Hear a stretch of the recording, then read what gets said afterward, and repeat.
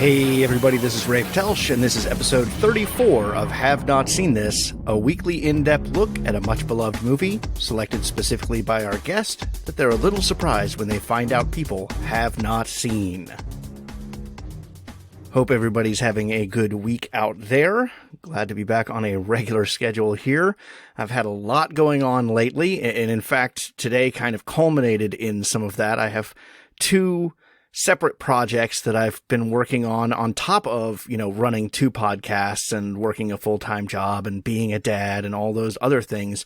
And those projects kind of came to a head today. One of them, which is podcast related, I got a sample peek at something that's coming I can't talk about yet, but the sample really made me excited for what is to come, and it's been a lot of fun, and it's given me the motivation to get back to working on that.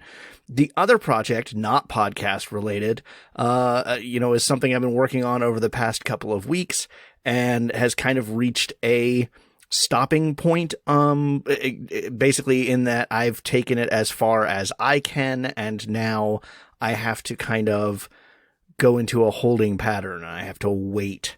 I hate waiting, but I have to wait and be patient and see what comes from these seeds that I've planted. So if you can send me some goodwill out there, I would really appreciate it. As I said, things not under my control, but something that I have been working towards nonetheless. Let's take a look at what's been going on with the podcast. Last week was, of course, Mother's Day. Talked a little bit about that in our introduction to Harold and Maude last week. So I posed the question for the Friday Inquiry in honor of Mother's Day. This week's Friday Inquiry is, who is your favorite cinematic mother? And here are some of the answers we got over on Twitter, where you can find us at Have Not Seen This. Passion Fruits Podcast said Serial Mom. James Rodriguez said Sarah Connor. Alex Kunka said she fought to the death for her children. Hashtag Mother's Day, talking about Ellen Ripley. Chris Talent said easy, Princess Leia. Thomas Mariani said a very underrated example, Annie Hughes in The Iron Giant. Probably the best example in terms of animation, though that's a limited field given how many Disney moms have been killed off screen. And Dunking and Dragons said Molly Weasley. Over on Facebook, where we can be found at Have Not Seen This Podcast, Luke Kunka said Ellen Ripley, badass xenomorph slayer who was just trying to get home for Amanda's 11th birthday. Chris Eklund said Sarah Connor is a solid choice, but for my money, I'll go with the bride, Beatrix Kiddo, or Pamela Voorhees. Luis Ramirez said Norma Bates' mother. For someone who is already dead, she sure gets her son to do some crazy things, and Jeff Moore chimed in with Norma Bates as well, agreeing with that. Some great choices in there. I particularly really like Thomas's choice. Annie Hughes in The Iron Giant. The Iron Giant as a whole is an underappreciated film. It really didn't do great when it first came out, and I know it's picked up a cult audience over time, but you really cannot stress enough what a fantastic movie that is. If you have not seen that, if that's on your have not seen that list, definitely go check it out, because it's really great movie. Brad Bird, who did The Incredibles, started with The Iron Giant, so definitely worth a look. Great picks all around. Lots of action moms in there, which I found really interesting. Low on the drama, high on the action, but I guess we like to know that our moms can kick ass. For this week's movie, this is one that I've been holding on to for a while. I kind of alluded to it early on. This is Day of the Dead from 1985. It is a zombie film, and we haven't really done a lot of horror on this show.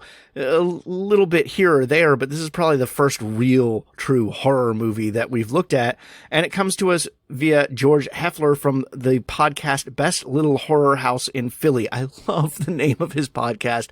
Such a great thing, but he's a horror guy, and we have a great conversation about this one. Now, we recorded this back in March, specifically on March 23rd, right as a lot of states were putting the shelter-in-place orders out there, and things were really starting to crack down, and we're still in the middle of it. But it kind of felt like enough time has passed that it doesn't seem as scary to watch a movie about an apocalyptic world as maybe it did a month ago. As you know, I've been trying to focus on feel-good movies for a little while, but this one felt There's something in the conversation that still feels really relevant and poignant to what we've seen over the past 2 months and what we're continuing to see.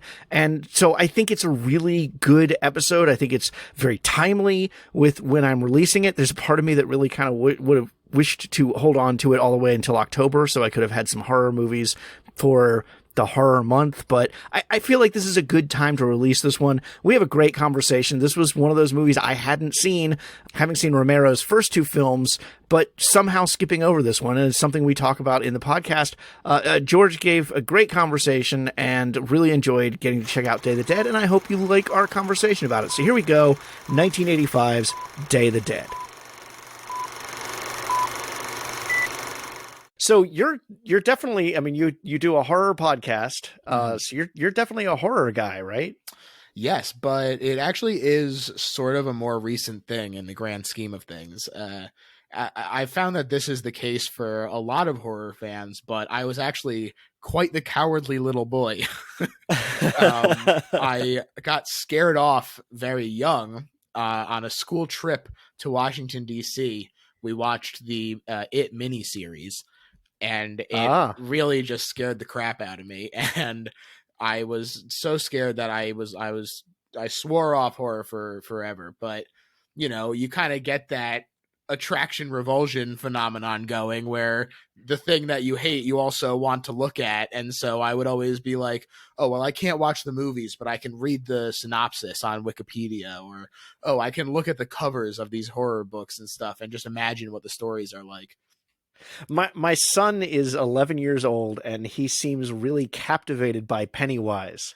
Yeah. To the point that we just were talking about that miniseries not 2 days ago. Wow. And I was trying to explain to him, you know, that's what I grew up with.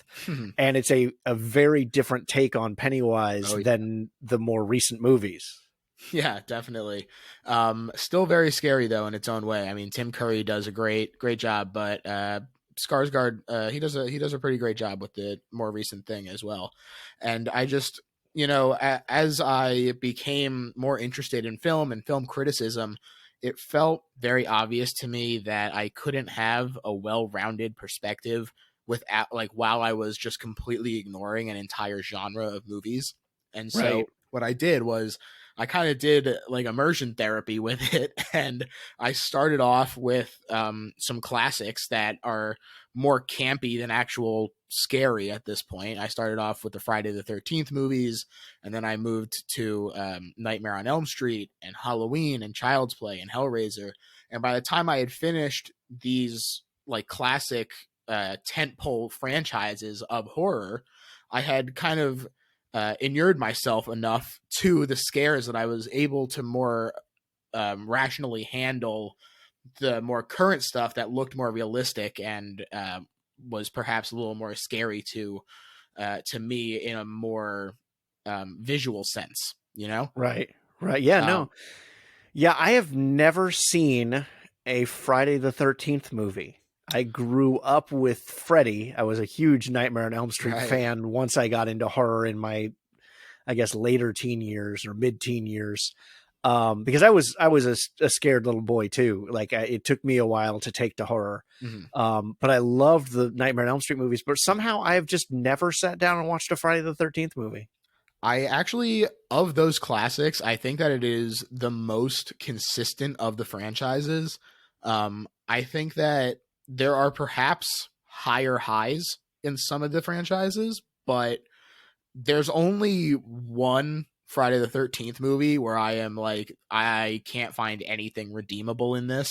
And the rest of them are various shades of either genuinely fun horror or something that is so bad and fun to watch that you have a good time anyway. Which one's the one that has nothing redeemable to it? That would be Friday the 13th, Part 9, Jason Goes to Hell. I knew that's the one you were going to say, just based on another friend's podcast where they have discussed that very movie, and that's pretty much the conclusion they reached. Was, it's really awful. So, what do you consider to be the scariest movie you've seen? What movie still terrifies you? Boy, I would say that it would be one of either two. The first one might be The Witch, which is a more recent movie Which from I 2015. have not seen. It's really great. I think that Anya Taylor-Joy is a really spectacular actor, and I think that she's probably going to be one of horror's greatest stars of this decade. And that movie is so scary to me on just such a primal level. And it's funny because I'm not particularly religious or anything, but just like this Puritan folktale just really strikes such a chord with me that it's very frightening. And the other one that really sticks out is John Carpenter's The Thing. Just the body horror in it is something about being so close to the actual way that humanity is supposed to look, but not being quite right. Just really unsettles me on a really deep level. And yeah, I mean, that kind of applies to a lot of that kind of body horror stuff. The very recent Color Out of Space Richard Stanley movie I thought was absolutely fantastic, and it really reminded me of The Thing in terms of kind of where it goes in terms of this body horror, really grotesque kind of thing. So definitely recommend all three of those movies to people. Yeah, the Color Out of Space, the trailer immediately captivated me. I love the story by Lovecraft, but I didn't get to see the movie yet, and I believe it's already out on digital. Yeah, so it is. I have the Blu-ray. That's how captivated I was by it. and The Witch has been on my list for a very long time. I think it's on Netflix. Yeah, it's on. No, maybe it is Netflix. I know his next picture, which I've suddenly gone blank on the name of, Hereditary. That's actually not Robert Eggers. That's Ari Aster, but very similar styles. That's right. And they kind of came out at the same time, and they kind of were the forefathers of this kind of new wave of horror. So I have a lot of respect for both of them. Gotcha. So what are your have not seen this movies? Like, what movies are gaping holes that you get harassed over not having seen? Oh boy. I guess a big one that it was. So this was the case for a very long time, and I actually just fixed it, but it's definitely the one that sticks out is I am not really a huge war movies guy. I prefer my horrors to be much more fantastical. And so I had never seen Apocalypse Now, and I just recently watched it, and I did really enjoy it. I mean, it's considered a classic for a reason, but I'd watched the uncut version, and I also was like, I looked up what got cut, and I was like, I think I would have liked that version better. Yeah, that was my first experience with that movie too, as I watched the extended version and was like, huh, there's a reason why. Yeah. I mean, it's a brilliant film. I love that movie. Right, but sometimes editors know what they're talking about. Yeah. Well, you brought a horror movie to discuss today, which surprises me. I keep getting people from very genre specific shows of their own, and they continue to bring those genres here, which I guess I shouldn't be surprised by that, because if you're a horror guy, then it makes sense you'd want to speak horror. If you're a kids movie person, then you'd want to talk about those. But I always feel like this is an opportunity to branch out. But today we are talking about 1985's Day of the Dead, the third in George Romero's zombie trilogy, I guess. Yeah. Written and directed by George Romero, starring Laurie Cardeal, Terry Alexander, Joseph Pilato, Anthony DeLeo Jr., Richard Liberty, and Sherman Howard. Yep. Great movie. Yeah.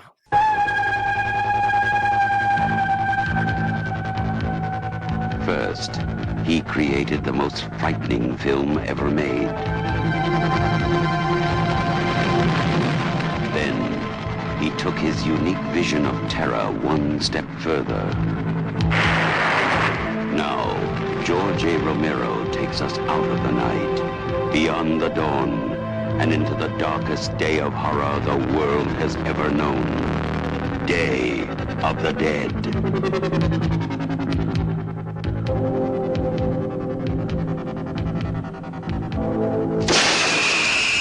George A. Romero's Day of the Dead, the most eagerly awaited day in horror film history.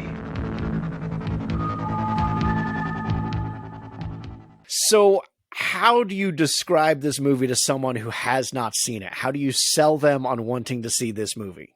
I actually think that this is a movie that's pretty easy to sell people on. And I tell them this. I tell them that it distinguishes itself from other zombie movies because it takes place in a world where the apocalypse has already happened. The zombies have won. They've taken over the earth.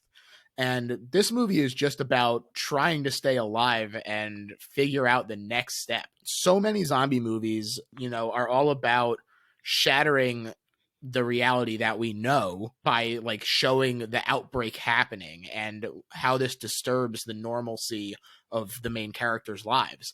And in this is the new normal. It's all about the breakdown of communication and I mean, this was also at a time when humanity is the real monster wasn't quite as played out as it is now. Right. So that's a fun message as well in terms of horror movies. Gotcha. So why Day of the Dead? And I'm going to add that question of all the movies that are out here, why this one, especially because I noticed you've recently covered it on your own podcast. Yes, well, so I was actually delighted to recently cover it on my own show because it is genuinely one of my favorite movies. I really love what it does in terms of being a strong movie that exists in this world, but it's not so reliant on the zombies to provide the tension. Like, they're just set dressing, really. The movie is really about this bunker full of humans and their relationships with each other. And so I think that that's really unique. And on top of that, I think that Tom Savini, who is the special effects artist for this movie, is doing just unparalleled work in it. It is some of the best gore effects I have ever seen. And the performances are great. And, you have all these parts that are working so well together. And it's completely overshadowed by the two movies that came before it, Night of the Living Dead and Dawn of the Dead, because, I mean, those are both absolutely incredible movies. They are trendsetters. They have absolutely earned the reputation that they have. But for both of those to cast this shadow over what I actually think is a superior movie, because both Savini and Romero have been honing their craft this entire time, I just think that it's not fair to this movie. And I'll take any opportunity I get to preach the gospel of Day of the Dead and get it in front of as many people's eyes as possible. Yeah, okay, that makes sense. Why you'd want to discuss it on more than one podcast. Yeah, I guess that just kind of fits into the fabric of this show then. So I wrote a paper in college about zombie movies specifically, that people tend to poo-poo on zombie movies as a genre, not realizing that the real purpose of zombie movies tends to be an underlying social commentary. They're almost never really about the zombies. I mean, for instance, Dawn of the Dead is really more of a satirical film about consumerism and commercialism than it is about a zombie invasion. Right. There's a reason why Romero has their place of refuge as a shopping mall, especially given the time period that it was put in. I know what I got out of this one, but I want to hear what you did. What is the underlying social commentary going on with Day of the Dead? So for me, it's really about, I think that you're right about zombie movies and the way that they represent something more. And I think that the fact that they are such a close reflection of humanity allows you to do a lot with them. They're a very broad canvas for people to write with or paint with, I suppose. And so for me, I agree. I think that what he's talking about is, it's a tragedy about how when communications break down, fear and chaos take over. And I think that this movie is asking what it means to be human in terms of the way that the zombies are approached with Bub and his whole kind of character arc there, and the lack of humanity that the army characters, especially Joe Pilato's character, the way that they treat each other as less than human. I think that Romero is really talking about just how important it is to communicate with each other and to make sure that you don't let fear be the thing that controls you. Yeah, that's very similar to what I got out of it as well, exemplified by a line that the doctor says, Logan says, "How are we going to set an example for them if we behave barbarically ourselves?" Right. Now, he's talking about setting an example for the zombies because he feels like they can be domesticated. He sees them as a more primitive human form, and that's something that, with the exception of a few episodes of The Walking Dead, I haven't really seen in zombie fare before. Yeah, I definitely agree. I think, well, first of all, Greg Nicotero, who is the special effects guy and a huge part of The Walking Dead, was part of the crew who worked on this movie as well. So easy to have that connection and see why, like, where he would get that from, and really kind of fold it into his own perspective as well in a really positive way. But I also, there's another line from Dr. Logan that I agree that he's really, he exemplifies this, where he's talking to Rhodes and he says, civility must be rewarded. If it's not rewarded, there's no use for it. And yes, like, he's like rocking back and forth, and like, you realize that he is going crazy here too. And the way that they're treating each other is so stressful, and it's leading him to crack. And so holding on to this idea that they can still be civil despite their extreme circumstances is representative of the strength of humanity in his eyes. Yeah. Well, and we should add Greg Nicotero is, one of the actors on screen in this as well. Right. Yeah, he is. But there's absolutely no denying the impression this film in particular, and working directly with Tom Savini on this film, the influence that ends up having on Nicotero's work on The Walking Dead, where, there's so many shots in this film that I was like, wow, Walking Dead is really paying homage to, this zombie appearance or that zombie appearance or this idea or such. Right.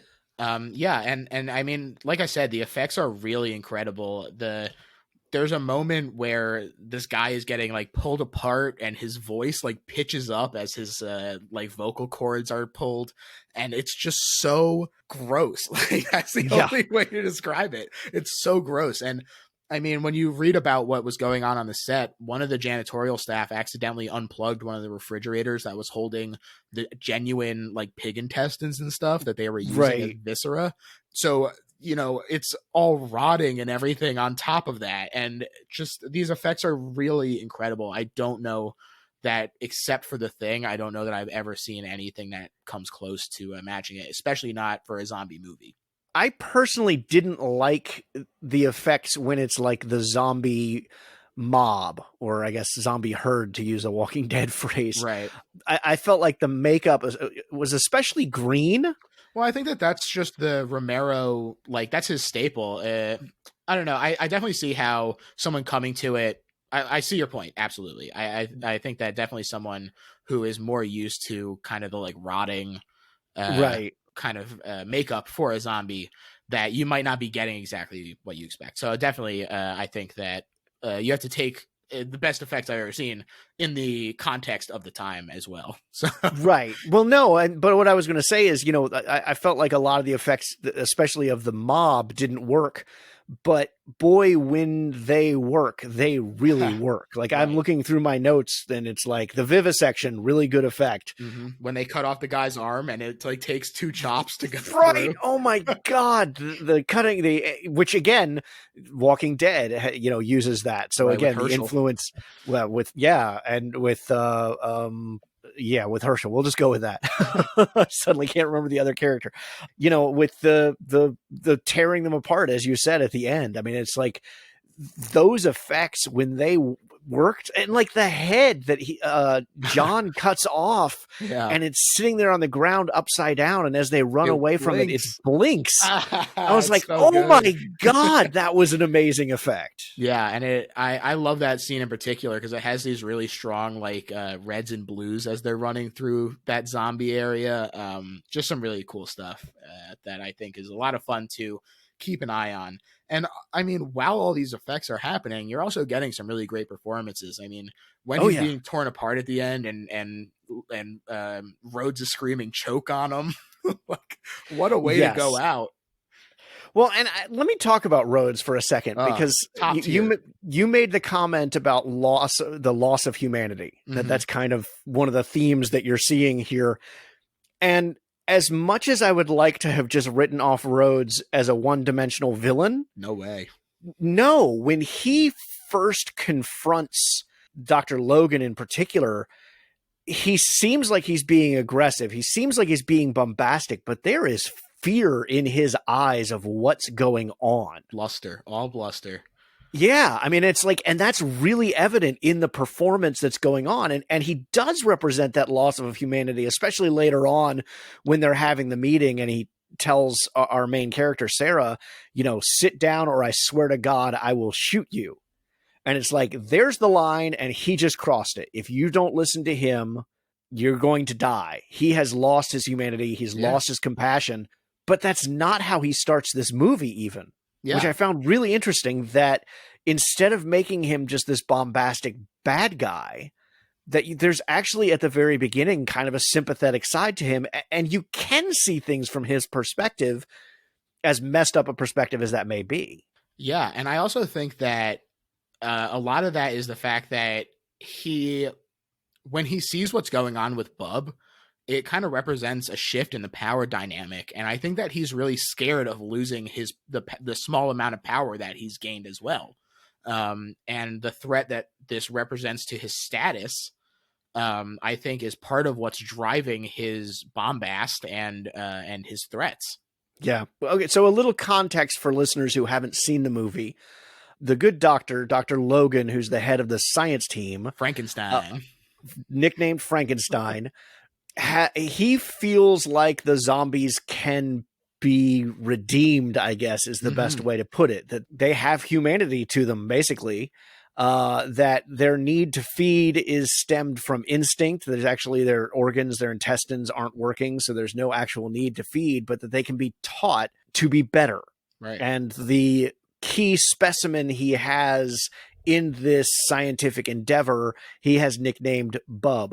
And a skillful performance there on that character in particular. And I made the comment about the herd makeup kind of bothering me, but I noticed that Bub's was very subdued compared to some of the herd zombies. Yeah, definitely. He's still got that little bit of humanity left to him. Yeah. And I mean, that's when he first says this idea about, the zombies are in captivity, they're learning to be afraid, is a concept that's brought up early on before we even meet Dr. Logan. Yeah. But then when he has all these, he could almost be the villain of the movie as well, from a certain point of view.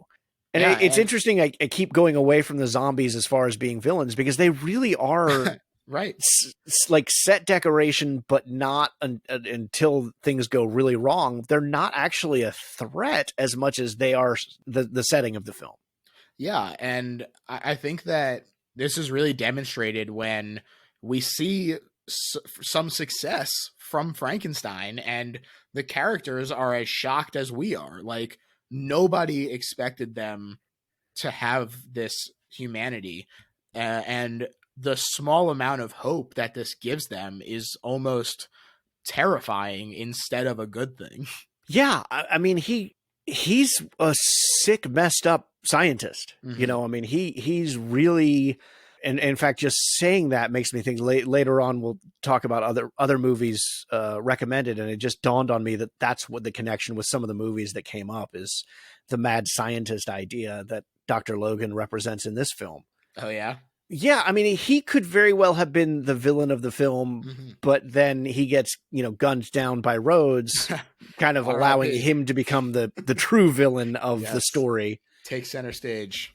Yeah, it's kind of messed up because you really do have this battle for humanity going on between the would-be antagonists of the film. That one feels like we can redeem the zombies and restore their humanity, and the other is busy losing his own humanity. Yeah, and I think that kind of dual perspective is also applied to the protagonists as well, in terms of Sarah being kind of the hopeful perspective of keeping her head up and always pushing forward, and John the pilot is very apathetic and kind of just like, you know what, it's already hit the fan. There's nothing we can do at this point. We might as well just wait to die on an island. And kind of that discussion of, do we owe it to each other? Do we owe it to humanity to keep trying, to keep hoping, and to work towards this goal for the greater good? Or, at some point, have you paid your debt? Like, can you say, I tried, time to just look after myself? And I think that that's a really interesting conversation that this movie tries to explore in a way that doesn't necessarily condemn either side. Right. Yeah, no, I wrote down in my notes that the escaping to an island plan sounded like the best idea. And then I remembered the Dawn of the Dead remake, where if you watch the end credits and they get to that island, it doesn't go necessarily so well. Nope, definitely not. Let's take a look at what some of the critics said about the movie. It currently sits, which I guess is not really going to change, it sits at 83% at Rotten Tomatoes, which is pretty positive. It actually only has a 75% audience score. So the critics, believe it or not, like it more than the audiences do. It sits at 60% at Metacritic. And I pulled in a positive and a negative review like I normally do. Roger Ebert provides our negative review. And he writes, in the earlier films, we really identified with the small cadre of surviving humans. They were seen as positive characters and we cared about them. This time, the humans are mostly unpleasant, violent, insane, or so noble that we can predict with utter certainty that they will survive. According to the mad scientist in Day of the Dead, the zombies keep moving because of primitive impulses buried deep within their spinal columns, impulses that create the appearance of life long after consciousness and intelligence have departed. I hope the same fate doesn't befall Romero's zombie movies. He should quit while he's ahead. Ugh, what a grump. And then on the flip side, coming from the BBC, Almar Hafadason, I'm sure I murdered that name, writes, in creating the special effects that illustrate these aberrations, Tom Savini hits a grotesque career high. Flesh tears, bones snap, guts spill, and limbs rot faster than the viewers can spew. It's remarkably well done and a little sobering when you realize that Savini's background as a Vietnam War photographer adds the sickening blemish of reality to these audience-pleasing shocks. Yeah, I think that Ebert completely misses the point here. The point that they are surface level, I think, is totally missing that there are these archetypes that are being used to explore these conversations. You need to be able to understand who these characters are right away, and I think that Romero does that with aplomb. So, listen, Ebert, he's, like I said, he's a grump, so I take everything he says with a grain of salt.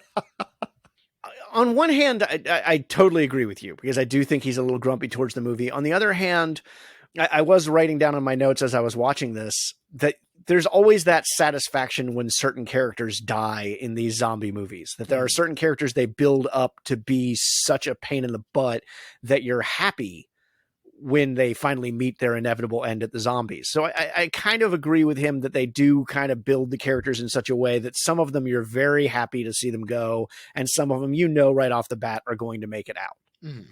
Yeah, I mean, I suppose that's true, but it doesn't really bother me. I mean, how many action movies? Like, you're never really worried about Indiana Jones, like, right? So I think that this is nitpicking as far as I'm concerned. Okay, fair enough. Not to dismiss it, but like, no, I mean that's why I pulled them in is to get responses. So yeah. I will say it was very satisfying to me when Steele finally got his in the movie. Oh yeah, definitely. So I should add, I guess I should have said this sooner than half an hour into our conversation. I had not seen this movie until now.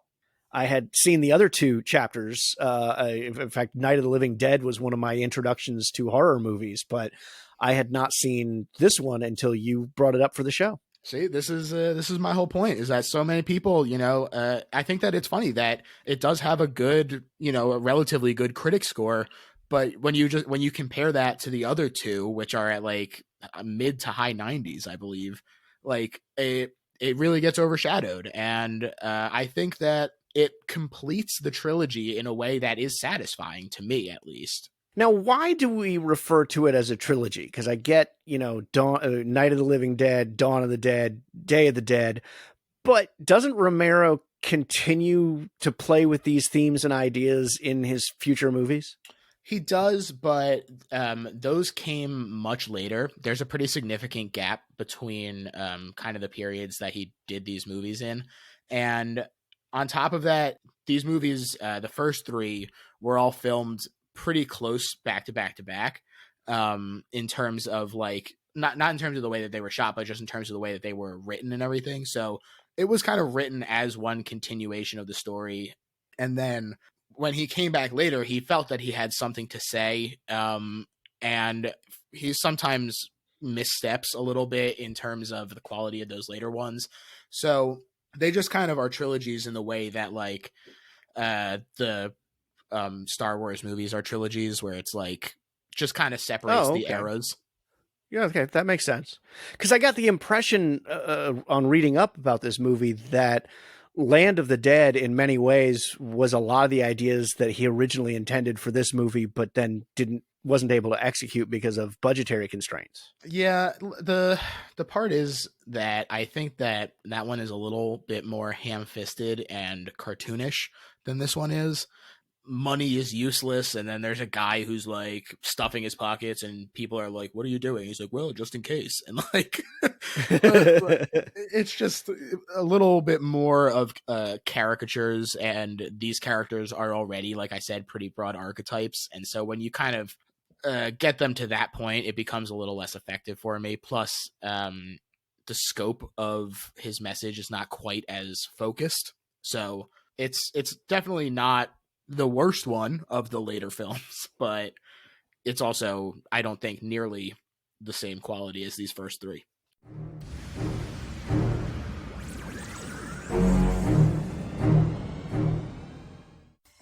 Welcome to the Double Feature Picture Show. What do you want to see? Well, I want to see something really good and something really bad. Like maybe Total Recall and Junior? Sure. Or The Rocketeer and Country Bears? Absolutely. Maybe even Dogma and Yoga Hoses? I mean, of course. Who programs such cinematic excellence and hot garbage together? Why, only the Double-Edged Double Bill, my good man. Available on the ESO Network and wherever you get podcasts.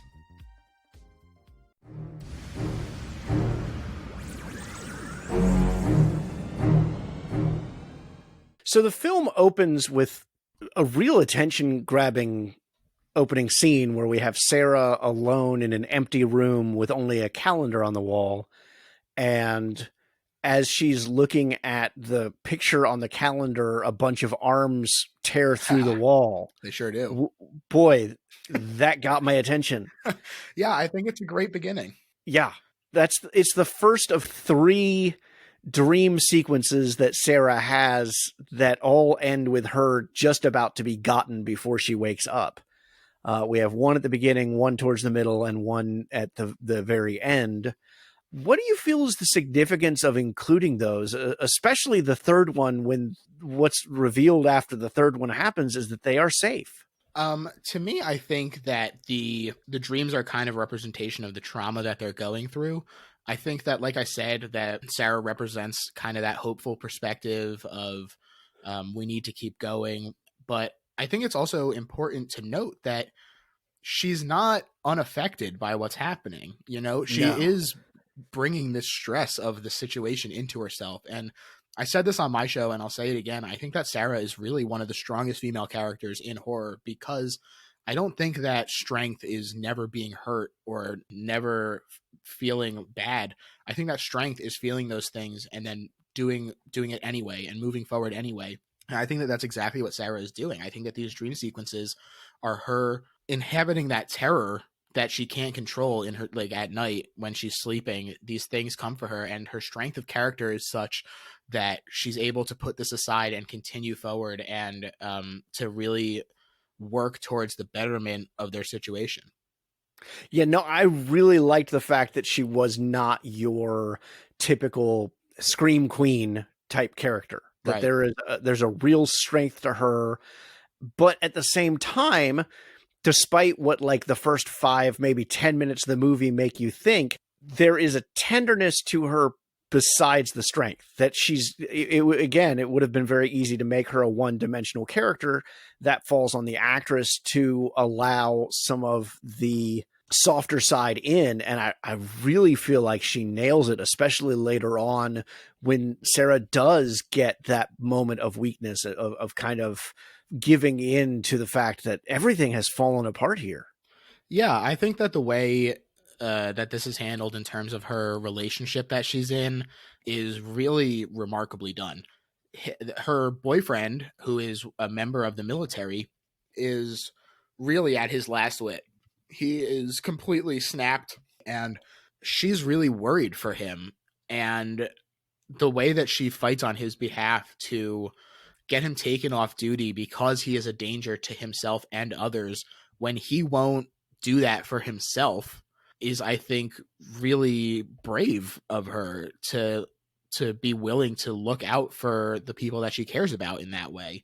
And I think that it's reflected also in just her whole attitude about still wanting to work towards this cure. Yeah, no, I love how strong she is in that scene. So this is after her boyfriend has gotten bit and they amputate the arm, which we talked about a little bit earlier. And she has that confrontation with Rhodes. And Rhodes at this point has definitely gone over the edge in losing his humanity and is basically, wants to just write this other character off, Miguel, and just wants to write him off, and he can't come back inside the compound, and that's it. Mm-hmm. And she is so strong when she's standing up to Rhodes. And as soon as Rhodes and the other military meatheads go away is when she gets that moment of vulnerability. And it's a wonderful moment. Right. I totally agree. Yeah. I mean, it's fantastic. I love her colleagues though, as well. Not necessarily so much Dr. Logan. I think he's crazy, but the other two. Yeah, I think that they're a lot of fun. I think that they're in it just the right amount in terms of that kind of, like I said, they're kind of the more apathetic in terms of the pilot. And then the other one is escaping into alcohol, and he's just become a drunk. And so, like I said, every person kind of represents an approach to the way that people would react to a situation like this. I think it's a really great microcosm of society and the attitudes that people would have. And all of the actors do a really brilliant job of portraying them in terms of fully realizing that archetype. Absolutely. All right, let me look through my notes and see what else I want to talk about. What do you want to chat about specifically?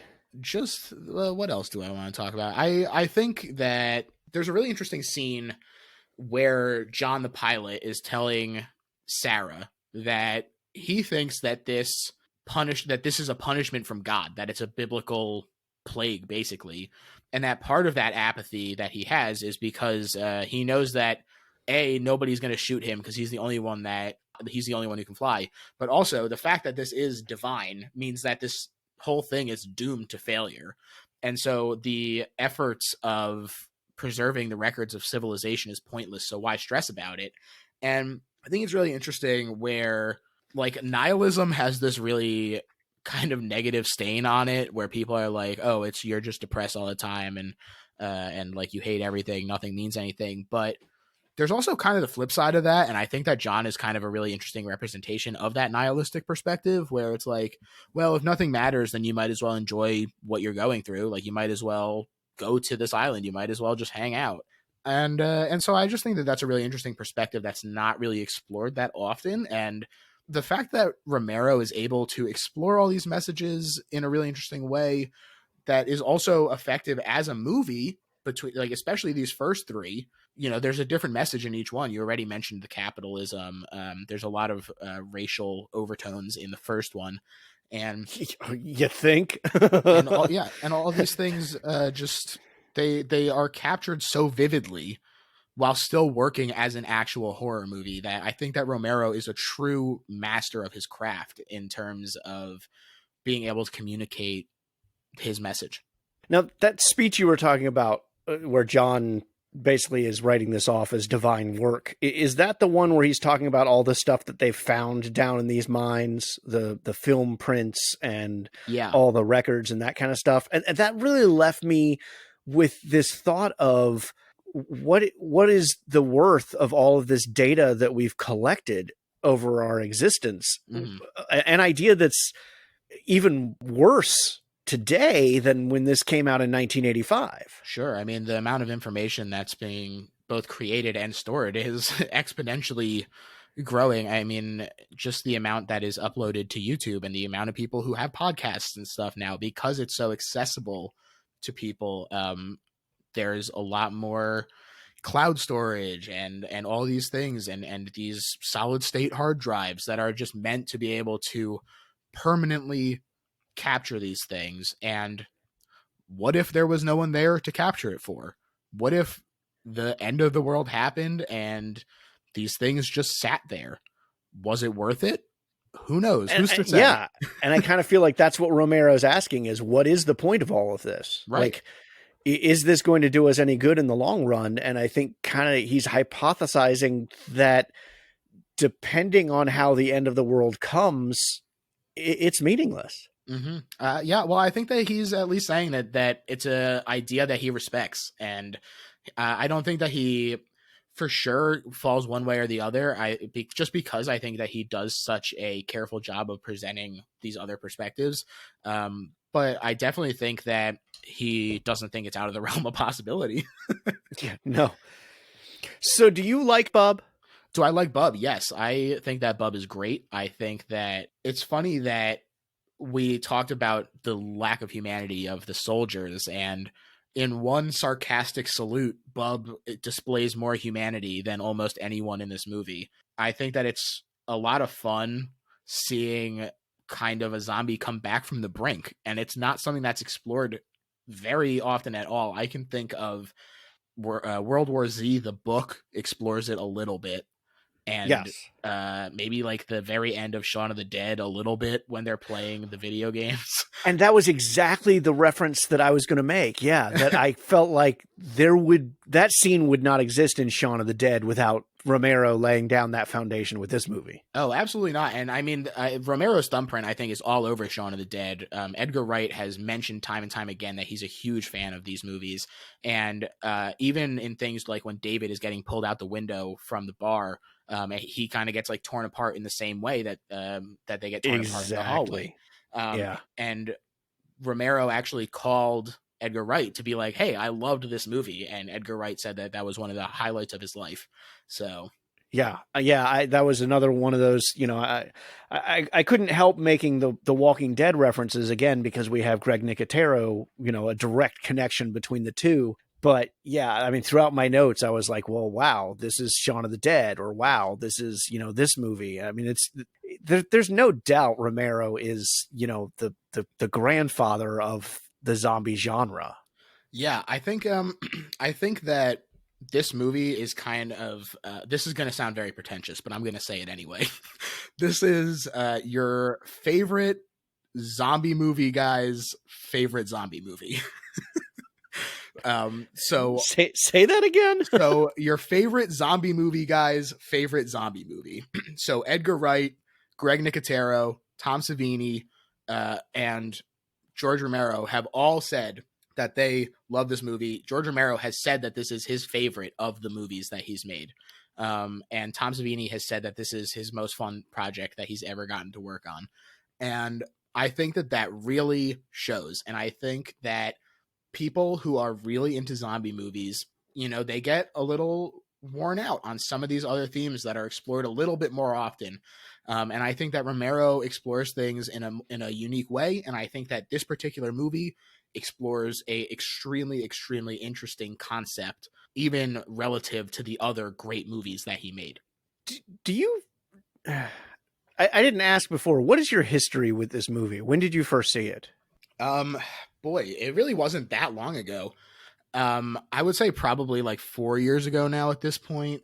I was it was like one of those things where I was similar to you. I had seen the first two and I was like, oh, I had heard somebody talk about the character of Bub, and I thought that it was really interesting that they were talking about this idea of bringing a zombie back from the edge. And I had read the book of World War Z, and like I said, they explore that a little bit in there as well. And so I was like, okay, like let me go check this movie out, and I just absolutely loved it. I mean, like I said, I really, really enjoy Night of the Living Dead and Dawn of the Dead, and I even like the Night of the Living Dead, not Night of the Living Dead 2, Return of the Living Dead a lot as well. I think that's a really fun movie. Its influence on the idea that zombies have a taste for brains cannot be overstated. That's a huge, huge part of zombie lore. But this movie is just so great, and it has such a wide scope in terms of what it's approaching, but it does it on such a small scale that it's very relatable. And so that really stuck out to me right away. And that was it. Just I loved it, and I have been trying to get people to watch it ever since.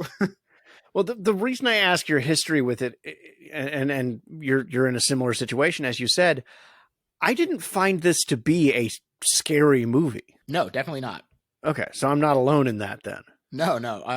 I don't. I mean, I'm kind of at the point where my enjoyment of a horror movie is not contingent upon it actually being scary. In fact, I think that a lot of the times being afraid of something can prohibit you from exploring the themes and the messages inside of it. So while I certainly can appreciate the scares and stuff of a movie like The Thing and like The Witch, and I love to analyze those movies as well, and I have a great time doing it, and I have a great time watching them, I think that being able to look past that kind of thing really lets you explore the movie a little bit more thoroughly. And I think that, like we said, that the zombies are not really supposed to be the threat. And so I think that them being scary is not really something that Romero is even going for. I think that the scary thing is supposed to be man's inhumanity to man, and just the way that we treat each other. And I mean, that's not scary in a, oh God, I'm spooked kind of way. That's scary in a, boy, I'm going to eat nothing but peanut butter sandwiches and cry myself to sleep for 3 days kind of thing. Well, and to bring that back to Ebert's review that we talked about, that's where I felt like he missed the point, is that, he said the humans are mostly unpleasant, violent, insane, or so noble we can predict, blah, blah, blah, blah. Right. There's a reason why they are unpleasant or violent or insane. Yeah. And I think that's the threat, is what causes us as humans to go down those paths and lose our humanity and become violent and become unpleasant. Yeah, I think that if Ebert thinks, well, he's dead now, but if Ebert thought that wouldn't happen in a real life situation, that he's living in a dream world, and that there would absolutely be people who would try and take advantage and try and corrupt the system and try and just hold on to power for their own nefarious causes, just like Captain Rhodes. And yeah, that threat is really the important thing. So yeah, I think that he's wrong. Yeah, no, I love including Ebert's reviews because I have just utmost respect. I grew up with Ebert as a film critic. That doesn't mean I always agree with him. Yeah, see, that's the thing is one of his really famous quotes that I really enjoy and I respect a lot is that movies are empathy machines. And I think that sometimes he forgets to approach them that way. Yeah. All right. Any other things you want to throw in before we move into the closing credits here? No, just that I think everyone should not only watch this, but all three of those first three zombie movies that Romero made. All right. That's it. Yeah, that's it. Well, so first up, we have the algorithm says, and I will tell you, all of Romero's films showed up in the algorithms that I checked at for this. The idea of this is these are movies that you will like because you liked Day of the Dead. Okay. So we treat this as a lightning round, whether you like the movie, whether you don't like the movie, whether you haven't seen the movie, whether you don't understand how it's connected with Day of the Dead. I did pull Romero's catalog out, though, because we could have just filled it with his movies, and I'm sure you've seen those. So yes, and I like a lot of them. So all right. So here the algorithm says Night of the Living Dead, the 1990 remake by Tom Savini. it's okay. It's Only okay. Yeah, it's look, it's a very close remake. I think that there's some really great acting in it. Tony Todd is in it, and it's always a great time to see Tony Todd. But I don't know that he does enough to differentiate it from the original that I would be like, yeah, this is the one you should see, unless you're really not into black and white and you just want something in color. Yeah, the original is such a classic for a good reason. Mm-hmm. Okay, The Return of the Living Dead. Yeah, also great. Like I said, it's got an insane influence, and it has a lot of comedy to it, which I think is a really interesting way to approach zombie movies. Actually came out the same year as this movie, so really a great year for zombies. Oh, yeah. Dawn of the Dead, the 2004 remake. Ooh, this is going to be a little bit of a hotter take. Not really a fan. I don't really like Zack Snyder's camera work. I like more kind of lockdown shots than a lot of his kind of quick movement kind of stuff. It's a little frantic, kind of makes me a little motion sick. And I think that kind of the attitudes of the characters are a little bit more nasty from the beginning, especially Ty Burrell's character. Oh, yeah. And Ty Burrell's character is that one that I'm talking about, that you just can't wait for him to get what's coming to him. Right, and I don't think that that's quite the same in the original, which allows for a little bit more of an interesting dynamic between them. So, not my favorite. Okay. Yeah, I mostly I threw this in so I can tell my quick little anecdote, which is I got to see George Romero speak at the last time I went to Dragon Con, which obviously was a while ago since he has passed away. Mm-hmm. And somebody asked him about this movie, and his response was very short. It was something along the lines of, I saw it. It was pretty good, but the zombies just moved too damn fast. Yeah, I am a slow zombies guy. I just recently watched 28 Days Later, and I think it's spectacular, but those running zombies, man, they just don't do it for me the same way. No, I gotcha. All right, Reanimator. Love it, love it, love it. I thought that this might be the movie that you were talking about earlier, and it's one of my favorite movies, and was very close to actually being the one that I picked. Cool. All right. Evil Dead 2. Also fantastic. A really great blend of comedy and horror, and I think that even though I just said I don't really like fast-moving camera work, I think that Sam Raimi's camera work in that is really incredible. And Bruce Campbell is just a charisma machine. It just comes off of him like nothing. So definitely a big fan of that. For some reason, I had not seen that one. I saw, the first one, and of course, Army of Darkness. It was just within the last 3 months that I finally saw Evil Dead 2 for the first time. Really? What'd you think? Oh, I enjoyed it immensely. I mean, yeah. I had heard, and it's a very famous myth, I guess, it kind of handed down, that it's just a remake of Evil Dead, and it's not. No, definitely not. But that story is so pervasive, I never saw it because I had already seen Evil Dead. So yeah, it's interesting just because the way that it worked out was they wanted to continue the story, but they actually couldn't get the rights from the studio that produced the original Evil Dead. So they had to they reshot the synopsis of what happened in Evil Dead 1, but they couldn't just use that footage. So they had to, it seems like they're remaking it, but it's only 10 minutes. It's kind of a long synopsis, but it sums up an entire movie. And then everything beyond that is just icing on top. And it also, in the credits, it says the sequel to The Ultimate Experience in Horror. And if that's not enough to settle it, I don't know what is.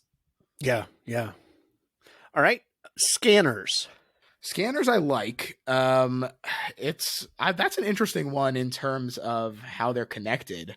Definitely a little bit slower paced, kind of like this one, but it's pretty good. It's it's not my favorite. I mean, that scene where the guy's head blows up is incredible, but All right, then we get into a couple of weird ones. okay. Nightbreed. Oh boy, that's a good one. I really like David Cronenberg's acting in it. I think that he's a really great villain. And I think that the makeup is really interesting, but I think that it's kind of let down by the story. And I like Clive Barker usually, but it just doesn't quite come together for me. Okay. The Dead Don't Die. I liked this a little bit. I think that like an hour in, I was kind of like, I get the point. And it still has another half hour to go. All right. And then lastly, the complete WTF inclusion, Free Jack. I don't know that one. It's a sci-fi movie with Emilio Estevez and Mick Jagger. Oh my goodness. Yeah, I mean, all I can think is the crazy scientist aspect of it as well. But that must be it. I had to include it because I just didn't know what the hell it was doing on an algorithm for this movie. Seriously, that's funny. All right. We always close with a pop quiz for multiple choice questions related to the movie. And I'll admit I threw at least one gimme in here because I did listen to your podcast episode on the on Day of the Dead. Okay. All right, here we go. Number 1. In the movie, Dr. Logan estimates the ratio of survivors to infected is 400,000 to 1. Given this ratio, approximately how many humans is he estimating survived? 600. A 600, yes, absolutely. As I said, I threw a gimme in for you. That's it. I just think that's such a shocking thing to consider that at this point when the movie starts, there's only 600 people left. Like, that's crazy. Yeah, absolutely. I like that they put a number on it, and it's a devastating number without having to illustrate it any further than that. Because he may even be wrong. Yeah, right. That's an estimation. So. All right, number 2, Bub represents a departure from the other zombies in Romero's universe, providing many firsts for his zombies. What is not a first for a zombie in a Romero picture? A, wearing headphones, B, holding a gun, C, firing a gun, or D, talking coherently?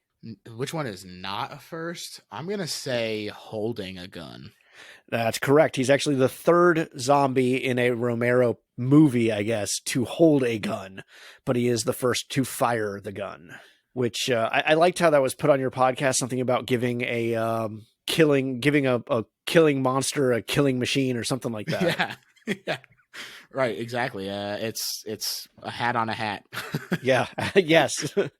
Number 3, actor Mark Dodson provides many of the groaning and grunting for the zombies in this movie. What Star Wars role is Dodson most notable for providing a voice for? Wow.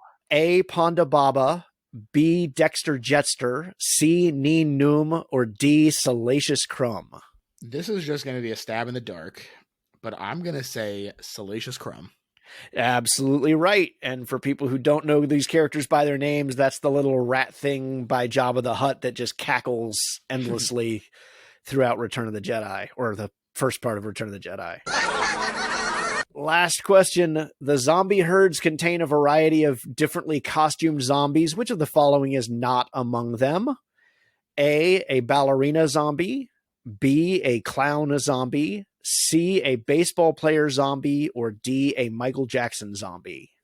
I don't remember a ballerina, but it feels like there wouldn't be a Michael Jackson zombie. So I'm going to say D. The ballerina is actually really prominent when they first come into the base. Oh. But there is a Michael Jackson zombie. Wow. At least according to the trivia. It's a baseball player zombie. Oh, interesting. Oh, I guess they probably went with like the Thriller kind of makeup. Yes. Okay, yes. that makes sense. Yeah, according to the trivia, I've only seen this the one time, and it's just fairly recently, so I haven't dug into it. But according to the trivia, there is a Thriller Michael Jackson zombie. Fun fact: all right. George Romero is also a zombie in it. Yes, I was actually going to throw that question in, but I didn't get a chance to see where he was. So. So you actually don't see his face. He just has like his sweater on, and he just like walks in front of the camera, and it's just from like the waist down. But it's him. Cool. All right, man. Where can people find you? What do you want to promote? Yeah, go listen to my show, please. If you like hearing people talk about the personal side of horror, then check out the Best Little Horror House in Philly, the show where we talk about the best horror movie ever made, according to our guest, at least. What's really exciting to me about doing this show is hearing what makes movies special to someone. I mean, we're definitely hitting a lot of the classics like Alien, like The Thing, but we also get some really interesting picks like Phantasm, like Jennifer's Body. We actually just finished recording an episode of Lost Highway, the David Lynch movie. So Ooh. seeing why these movies are quote unquote the best to our guest is just a lot of fun, and it's a very positive show as well. For every episode, I'm in on it. I am also saying that it's the best horror movie ever made. So it's just two people having fun, agreeing with each other about something being good, and what's better than that? So check that out. We're on all major podcasting platforms: Spotify, Stitcher, Apple Podcasts, and the show is on Twitter at Little Horror PHL, and that also applies to Instagram and Facebook. Yeah, I really enjoyed the episodes I got to listen to for pretty much exactly the reasons that you said, and also the reasons I like doing my own show is you definitely bring in personal stuff into the show, and I think that's great to get your guests to discuss their personal connections with a movie beyond just the movie itself. Yeah, it's a lot of fun, and it's been a really great opportunity for me to also expand my own palette with horror as well. You know, I've watched movies that I had never seen before and had maybe never even would have considered before. Like one of them was like a direct-to-video Grudge sequel. And you know what? It was a great movie. I really had a blast with it. So you never know. And when people are talking about the things that connect with them, sometimes you really get some pleasant surprises. Yeah. Well, man, Day of the Dead was a pleasant surprise for me. When I've gone this far without seeing something so obvious, it almost makes it feel like I'm just going to be let down, but Right. I'm really glad to have gotten to see it. So thank you for giving me the reason to watch it. Absolutely. Glad you enjoyed it. So that does it for this week, but you can keep the conversation going throughout the week on social media. Share your thoughts about Day of the Dead, or maybe tell me about a movie you'd like to come on the show and talk about. You can find me at Town Hess on Twitter, or the show at Have Not Seen This on Twitter, on Facebook, we're at Have Not Seen This Podcast, or email me at havenotseenthisongmail.com. And of course, don't forget to subscribe to the show so you don't miss any of our upcoming episodes, including next week, where we follow a mop-topped bunch of musicians from Liverpool through a day of the life on tour. This podcast is available through all major podcast sources. Positive ratings and reviews are always welcome, as is just sharing the podcast with a friend and spreading the love. And if you like World of Warcraft or other Blizzard games, be sure to check out my other podcast, Citizens of Azeroth, a World of Warcraft podcast, also available through all major podcast sources. Special thanks to Chris Talent for our wonderful theme song, and thanks to George for providing this week's conversation. Until next week, I'm Rafe Telsch, and this has been Have Not Seen This.